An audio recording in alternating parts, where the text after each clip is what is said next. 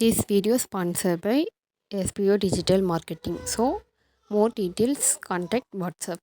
Skip பண்ணாதீங்க. பெரிய தப்பு. தினம் 300 ரூபாய் சம்பாதிக்க அரிய வாய்ப்பு. இன்ஸ்டாகிராம், ஃபேஸ்புக் பயன்படுத்த தெரிந்தால் போதும் content post and content publishing மூலமா தினம் 300 ரூபாய் சம்பாதிக்கலாம். இந்த வேலை செய்ய 5 நிமிடம் போதும். Work training support, group communication support, all language customer live chat support, முக்கியமா சொந்தமா ஒரு பிசினஸ் ஸ்டார்ட் பண்ற அளவுக்கு உங்களால கற்றுக்கொள்ளவும் முடியும், சம்பாதிக்கவும் முடியும். இந்த வேலை வாய்ப்பு வழங்குவது 5 வருடத்திற்கு மேல ரன் ஆகிட்டு இருக்க நம்ம தமிழ்நாட்டு company school of business organisation private limited. மேலும் விவரங்களுக்கு டிஸ்கிரிப்ஷன்ல கொடுத்திருக்க நம்பருக்கு வாட்ஸ்அப் பண்ணுங்க.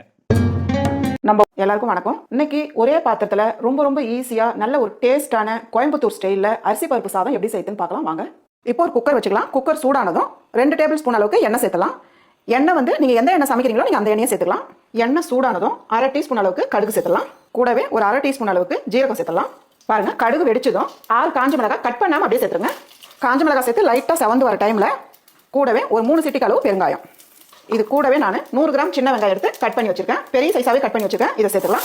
நான் வந்து கொஞ்சம் எக்ஸ்ட்ரா பெரிய வெங்காயமும் 1 வெங்காயம் எடுத்து கட் பண்ணி வச்சிருக்கேன். இதையும் சேர்த்துக்கலாம். இதெல்லாம் சேர்த்து நல்லா வதக்கிடுங்க. கூடவே தேவையான அளவு கருவேப்பிலை சேர்த்துக்கலாம். கொஞ்சமா வெங்காயம் சேர்த்து ஓரளவுக்கு நல்லா வதக்கிடுங்கம்மா. இந்த ரைஸ் வந்து ரொம்ப ரொம்ப ஈஸியான ரைஸ். அதே போல சாப்பிட்றதுக்கு ரொம்பவே சூப்பராக இருக்கும் டேஸ்ட். நம்ம வீட்டில் வந்து டக்குன்னு விருந்தாளி யாருன்னா வந்துட்டாங்கன்னா ரொம்ப ஈஸியாக டக்குன்னு செஞ்சு கொடுத்துடலாம். இந்த அளவுக்கு வதங்கி வர டைமில் இது கூடவே 6 பச்சை மிளகாய் கோடு மட்டும் தான் போட்டிருக்கேன், வெறும் வாசனைக்காக. இது கூடவே ஒரு 5 பல்லு பூண்டு எடுத்து திருக்கி வச்சிருக்கேன். இதையும் சேர்த்துக்கலாம். இது ரெண்டையும் வந்து இந்த டைம்ல சேர்த்துக்கங்க. வெங்காயம் வதங்கி வர டைம்ல பாருங்க, இந்த அளவுக்கு வதங்கி வரணும். இது கூடவே 3 பெரிய தக்காளி எடுத்து கட் பண்ணி வச்சிருக்கேன். இதையும் சேர்த்துக்கலாம். தக்காளி சேர்த்து கொஞ்ச நேரம் வதக்கினா போதும். நான் வந்து இந்த கப்பால 2 கப்பு சாப்பாட்டு அரிசி எடுத்திருக்கேன். 1 கப்பு ஃபுல்லா துவரம் பருப்பு எடுத்திருக்கேன். இது ரெண்டும் சேர்த்து நல்லா கழுவிட்டு ஒரு 10 நிமிஷம் ஊற வச்சு வச்சிருக்கேன்.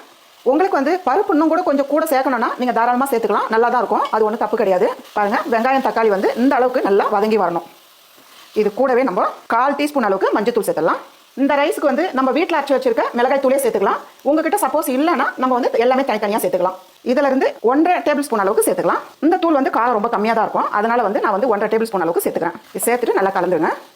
எந்த கப்பில் சேர்க்குறீங்களோ அதே கப் எடுத்துங்க. அரிசியும் பருப்பும் சேர்த்து 3 கப்பு. இதுக்கு வந்து நான் 7 கப்பு தண்ணி சேர்க்க போறேன். நீங்க வந்து ரைஸ் வந்து உதிரியா வேணும்னா 6 கப்பு சேர்த்துக்கங்க. நல்லா குழஞ்சு வேணும்னா 7 கப்பு சேர்த்துக்கலாம். பாருங்க, நான் வந்து 7 கப் அளவுக்கு தண்ணி சேர்த்துருக்கேன். கூடவே தேவையான அளவு உப்பு சேர்த்துலாம். உப்பு காரம் உங்களுக்கு எப்படி தேவையோ அதுக்கேற்ற மாதிரி நீங்க சேர்த்துக்கலாம். இந்த அரிசி பருப்பு சாதத்துக்கு வந்து புளி காய்ச்சல்லாம் கிடையாது. அதே போல இதுக்கு வந்து காரம் வந்து ரொம்ப காரமா இருக்கக்கூடாது, மைல்டா தான் இருக்கணும். இது கூடவே நம்ம ஊற வச்சிருக்க அரிசி பருப்பு நான் வந்து ஒரு 10 நிமிஷம் ஊற வச்சு வச்சிருக்கேன். இதையும் சேர்த்துக்கலாம். பாருங்கம்மா, அரிசியும் பருப்பும் சேர்த்து நல்லா அப்படி கலந்து விட்டுருங்க. இந்த ரைஸ் வந்து குக்கரில் வேணுனாலும் செய்யலாம், இல்லைன்னா வந்து நீங்கள் ஓப்பனில் கூட செய்யறதுனா கூட செய்யலாம்.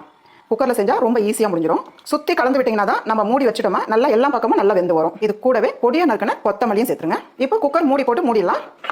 3 விசில் விட்டாலே போதும், நல்லா வெந்துடும். பாருங்க, நான் வந்து 3 விசில் விட்டுருக்கேன். இப்போ பார்க்கலாம். பாருங்கம்மா, எவ்வளவு சூப்பரா நல்லா வெந்திருக்கு பாருங்க. ரைஸ் வந்து கரெக்டான பதத்துல நல்லா வெந்திருக்கு பாருங்க. அதே போல தண்ணியோட அளவும் ரொம்ப கரெக்டா இருக்கு பாருங்க. ரொம்ப குழகுழன்னு இருக்கக்கூடாது, அதே போல ரொம்ப உதிரியாம இருக்கக்கூடாது. இந்த ரைஸ் வந்து இது கூடவே நம்ம 1.5 டீஸ்பூன் அளவுக்கு மிளகு தூள் இதை வந்து மெயினா சேர்த்துங்கம்மா, ரொம்ப நல்லா இருக்கும். கூடவே 5 பல்லு பூண்டு எடுத்து சீவல் போட்டு வச்சிருக்கேன். பச்சை பூண்டா போடுறேன்னு நினைக்காதீங்க. இந்த சூடோட இந்த பூண்டை போடும் போது இது கூட சேர்த்து சாதம் சாப்பிடும் போது ரொம்பவே சுவையா இருக்கும். தேங்காய் திருகல் 1/2 கப்பு, இதையும் சேர்த்துலாம். தேங்காய் திருகல் வந்து உங்களுக்கு எவ்வளவு தேவைப்படுதோ நீங்க அதுக்கேற்ற மாதிரி நீங்க சேர்த்துக்கலாம். நான் வந்து நெய் 1 டேபிள் ஸ்பூன் எடுத்து சூடு பண்ணி வச்சிருக்கேன். இதை சேர்த்துலாம். இப்படி மேலவே சேர்த்துருங்க. கூடவே பொடியா நறுக்கின கொத்தமல்லி இது எல்லாத்தையும் சேர்த்துட்டு நல்லா கலந்து விட்டுருங்க. அவ்வளவுதாம்மா, நல்ல ஒரு டேஸ்டான அரிசி பருப்பு சாதம் ரெடி.